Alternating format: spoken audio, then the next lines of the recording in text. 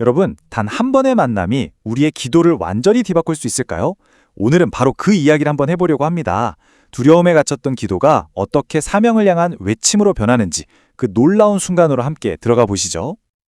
자, 이야기 속으로 한번 들어가 볼까요?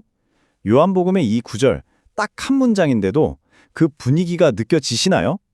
정말 온몸이 굳어버릴 것 같은 그런 극심한 두려움이 그대로 전해집니다. 사실 이게 그냥 옛날 이야기가 아니잖아요. 우리도 인생에서 정말 큰 두려움을 만나면 어떻게 하죠? 맞아요. 문부터 걸어 잠굽니다. 바로 그런 우리들의 모습이 여기에 담겨 있는 거죠. 자, 그럼 그 다음에 무슨 일이 일어나는지 한번 볼까요? 여기서 이 잠긴 문은요, 그냥 나무로 된 문짝이 아니에요. 이건 제자들의 마음 상태 그 자체를 보여주는 강력한 상징인 거죠. 생각해 보세요. 그들이 모든 걸 걸고 따랐던 스승이, 그들의 희망이 사람들 앞에서 처형당한 겁니다. 이제 다음은 우리 차례다. 언제 저 문을 부수고 사람들이 들이닥칠지 모른다. 바로 이런 공포에 떨고 있었던 거죠. 자신들이 믿었던 모든 것, 그들의 미래 전체가 그냥 한순간에 무너져 내린 겁니다. 그러니까 이 잠긴 문은 이런 말을 하고 있는 거나 마찬가지예요. 우린 일에 끝났어. 아무것도 할 수 없어. 문 밖은 위험하고 이 안은 절망뿐이야. 라고 외치는 거죠. 그런데 바로 이 절망의 한가운데서 이야기가 완전히 뒤집어집니다. 놀라운 건 이 상황을 해결할 열쇠가 제자들 자신에게는 없었다는 거예요. 아니, 문이 굳게 잠겨 있는데 어떻게 상황이 바뀔 수 있었을까요? 상식적으로는 불가능하잖아요. 정말 흥미로운 포인트가 바로 여긴데요. 성경을 보면요, 문이 열렸다는 말이 없어요. 예수님이 나타나셨는데 문은 여전히 그대로 잠겨 있었다는 거죠. 이게 뭘 의미할까요? 예수님은 야, 문 열어! 하고 소리치지 않으셨어요. 두려움부터 이겨내고 와! 라고도 안 하셨고요. 그들의 믿음이 더 커질 때까지 기다리지도 않으셨습니다.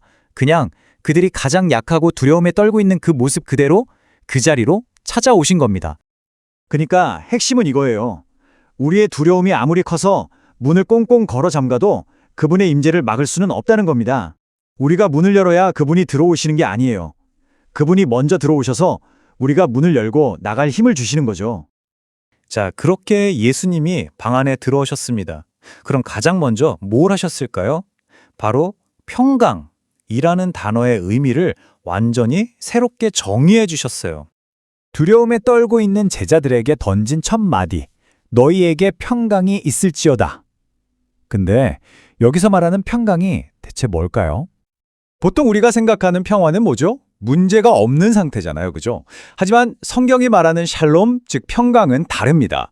문제가 사라지는 게 아니라 문제 한가운데 하나님이 함께 계시는 거예요.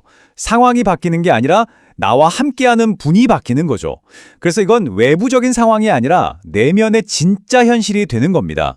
문 밖의 위협은 그대로인데 방 안의 임재가 그 위협보다 더 커져버린 거죠. 그리고 이 임재는요, 단순히 감정만 진정시키는 데서 끝나지 않아요. 그들의 존재 이유, 그들의 목적 자체를 통째로 뒤바꿔 놓습니다. 이 한마디가 모든 걸 바꿔놓습니다. 아버지께서 나를 보내신 것 같이 나도 너희를 보낸다. 와, 생각해보세요.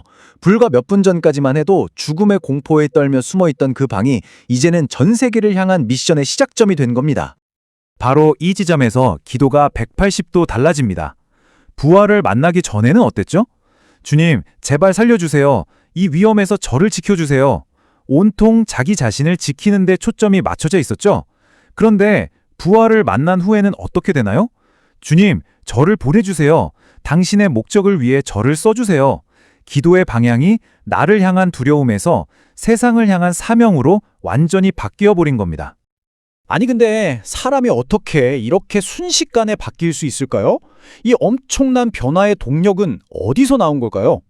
그 비밀이 바로 예수님의 마지막 한 행동에 담겨 있습니다. 이 말씀을 하시고 그들을 향하사 숨을 내쉬며 이르시되 성령을 받으라. 이 숨을 내쉰다는 행동, 이거 어디서 많이 본 것 같지 않으세요? 바로 성경의 맨 처음 창조의 순간을 떠올리게 합니다. 생각해보세요. 창세기에서는 하나님이 흙으로 빚은 사람에게 생명의 숨을 불어넣어 살아있는 존재로 만드셨죠. 그리고 지금 여기 요한복음에서는 예수님이 두려움으로 죽어있던 제자들에게 새로운 숨을 불어넣어 영적으로 다시 태어나게 하십니다. 이건 말 그대로 제자들이 완전히 새로운 존재로 재창조되는 순간이었던 거예요. 부활의 생명과 능력을 직접 수혈받는 거죠. 그러니까 이런 새로운 삶 안에서 기도는 더 이상 종교적인 의무나 활동이 아니에요. 그건 그냥 이 새로운 생명으로 숨 쉬는 것 그 자체가 되는 겁니다. 우리가 억지로 하려고 애쓰는 게 아니라 그냥 자연스럽게 터져나오는 숨결처럼요. 자, 오늘 여정을 한번 정리해 볼까요?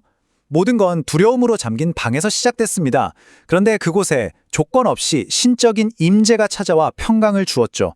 그리고 바로 그 만남이 우리의 목적을 두려움에서 사명으로 완전히 바꿔놓았습니다. 마지막으로 성령의 숨결이 우리에게 그 사명을 살아낼 힘을 주는 겁니다. 잠긴 방에서 열린 세상으로 이 모든 변화는 단 한 번의 만남에서 시작된 거죠.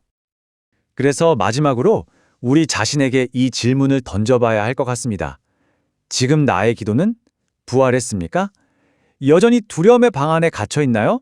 아니면 세상을 향한 사명으로 숨쉬고 있나요?